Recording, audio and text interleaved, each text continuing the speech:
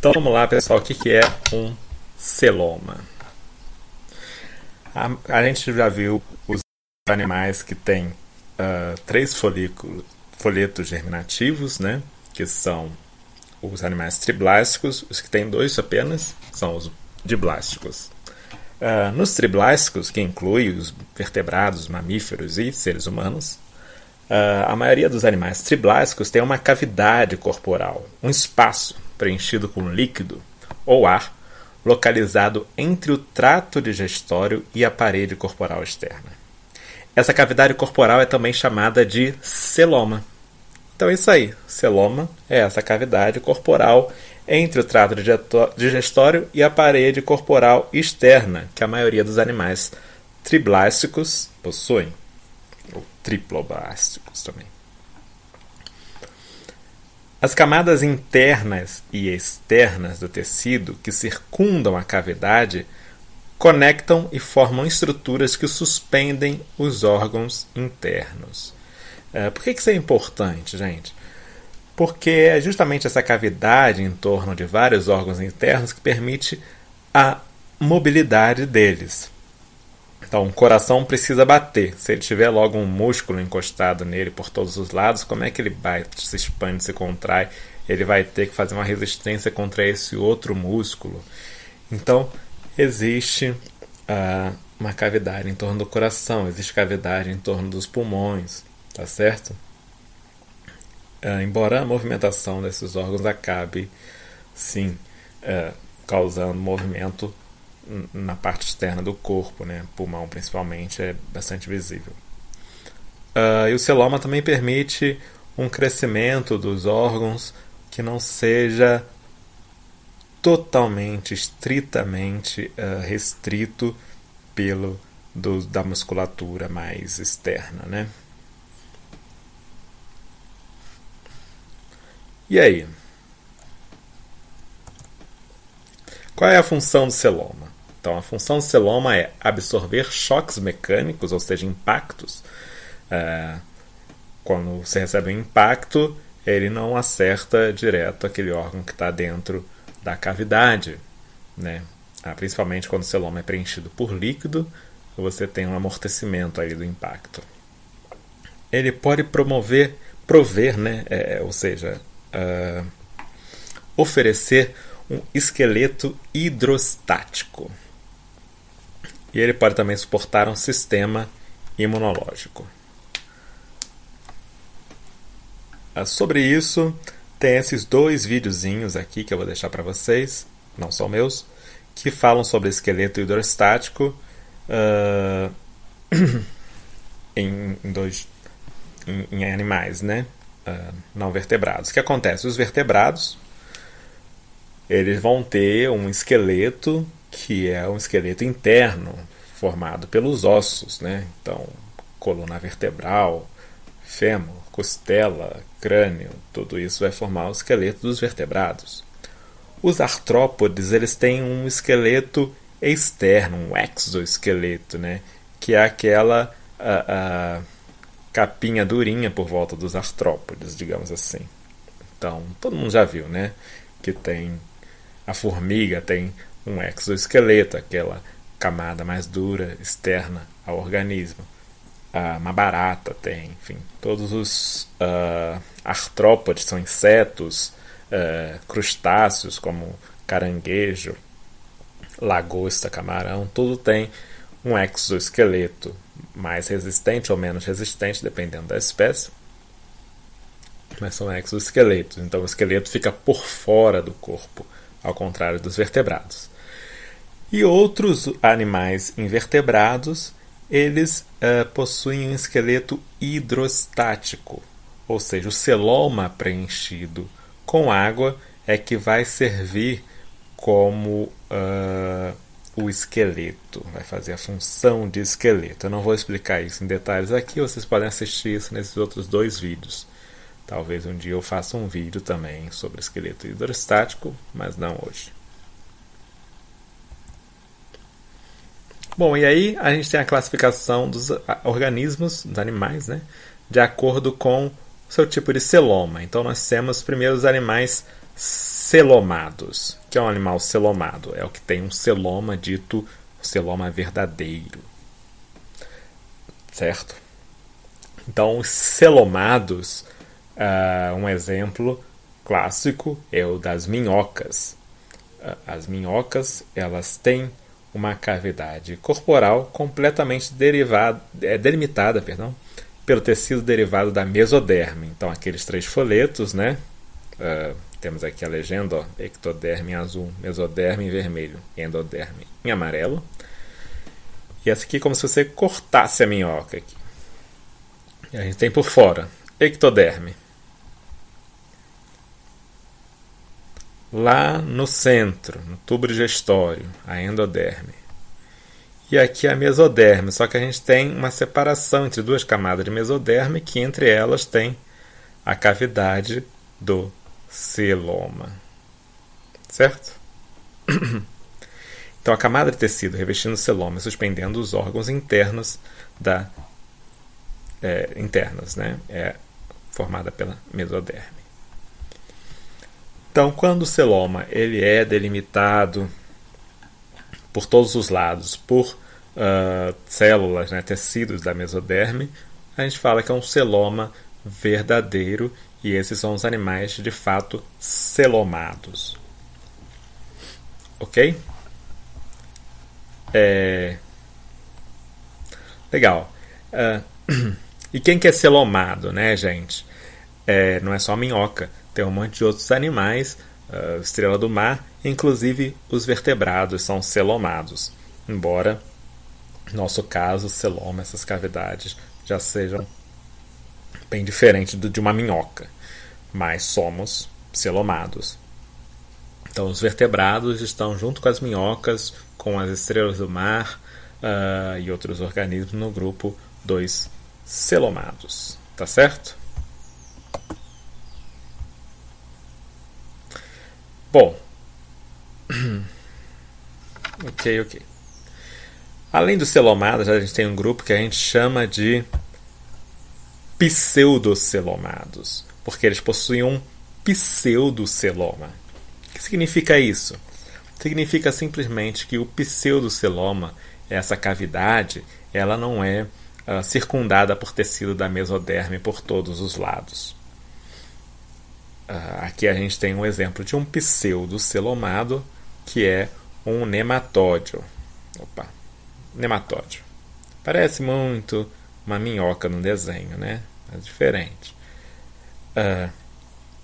Então, cortando aqui, né, na transversal, um pseudocelomado, você ia ver a ectoderme por fora, a endoderme, aqui em torno do tubo digestório.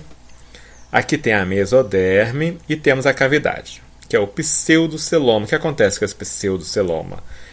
Por fora, a parte mais externa do pseudoceloma é delimitado por mesoderme, como nos celomados.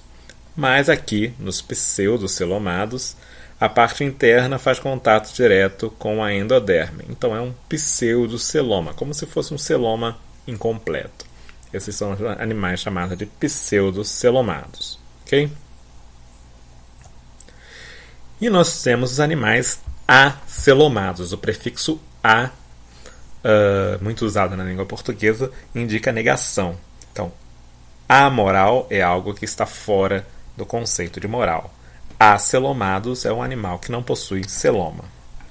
Como exemplo, nós temos as planárias. Esse bichinho aqui, que parece vesgo, né? Eu sempre acho que ele é vesgo quando eu vejo essa imagem. Estranho. Enfim, as planárias são acelomadas. Se você faz o cortezinho aqui, ó, não tem espaço nenhum delimitado pela mesoderme, entre a mesoderme, nem entre a mesoderme e o trato digestivo. Não possui nem celoma, nem pseudoceloma, portanto é um animal acelomado. Opa! Tá certo? Então temos celomados, acelomados, como os nematódios, e os pseudocelomados, que são os plateumintos. são os acelomados, animais acelomados. Se a gente voltar aqui para ver, olha, o desenvolvimento, a organogênese de um anfíbio. O anfíbio, ele é um animal vertebrado e, portanto, ele é um animal celomado. E a gente olha aqui, ó, esse é o processo de gastrulação, né? Formação dos folhetos aqui, tá certo? Então, o que a gente vai ter aqui, ó, nessa imagem, espero ter colocado ela maior. Aqui a gente tem o embrião do anfíbio, né, com um tubo neural aqui em cima, crista neural, você já viu a formação disso anteriormente. A notocorda logo abaixo do tubo neural. A gente tem aqui, né, em azul, ectoderme, em amarelo, endoderme, em vermelho, mesoderme, e aqui do lado, olha, como bem indica a seta, nós temos a formação dessa pequena cavidade aqui, uma de cada lado, que vai ser o celoma. Isso depois vai crescer, né, para ocupar mais espaço do corpo. Mas é aqui que começa a surgir o celoma.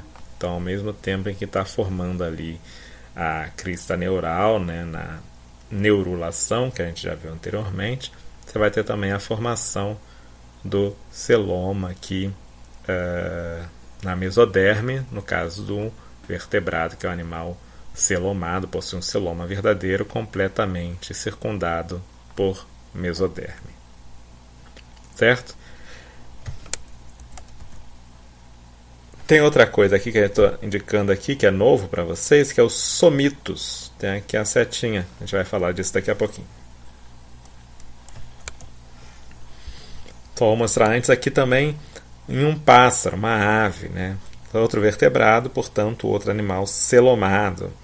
Só que a gente lembra que o embrião dele cresce ali grudadinho naquele vitelo enorme que é a gema do ovo.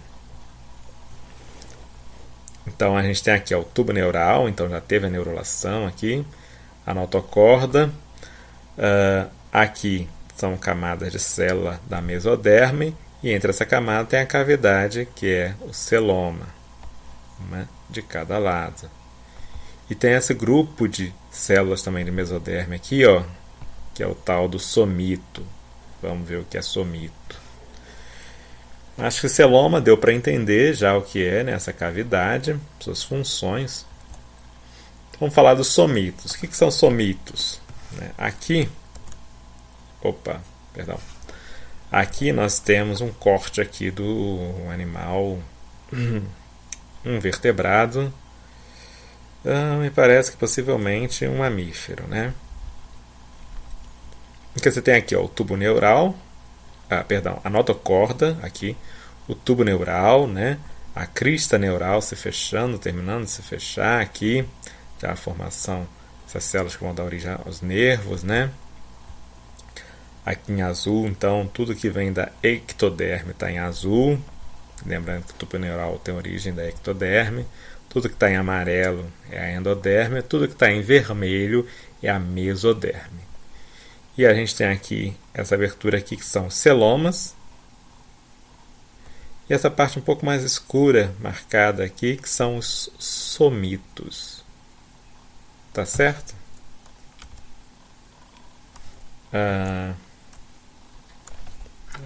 Botei a definição, mas procurem aí. Somito. Então vão ser essas estruturas aqui laterais ao tubo neural, né, que vão se repetir. Estruturas formadas pelas células da mesoderme, né, um grupamento de células que se repetem ao longo do corpo, ao longo do tubo neural. Nessa imagem aqui dá para ver melhor. Isso é um embrião humano, tá? O dorso do embrião humano no final do processo de neurulação. Então a gente tem aqui o tubo neural já terminando de se fechar aqui na parte caudal e na parte da cabeça. E aqui a gente tem esses gominhos ao lado do tubo neural, tanto de um lado quanto do outro, se repetindo, ó, então 2 a 2 ao longo do tubo neural. Esses são os tais dos somitos. O que o somito vai fazer? Ele é uma estrutura de origem mesodérmica, né? e que vai dar origem, olha, à musculatura esquelética, ou seja, aquela musculatura ligada aos ossos para a movimentação do corpo, né, a movimentação voluntária do corpo. Vai dar origem também aos próprios ossos, os somitos, né? São células derivadas do somito que vão dar origem, né, a partir daqui que vão se originar a musculatura esquelética, os ossos, as cartilagens e também a derme, né? A derme é uma camada da nossa pele um pouco mais profunda, né? A mais externa é a epiderme, logo abaixo vai vir a derme. Tá certo? Então, é isso aí que são os somitos. Eles se repetem.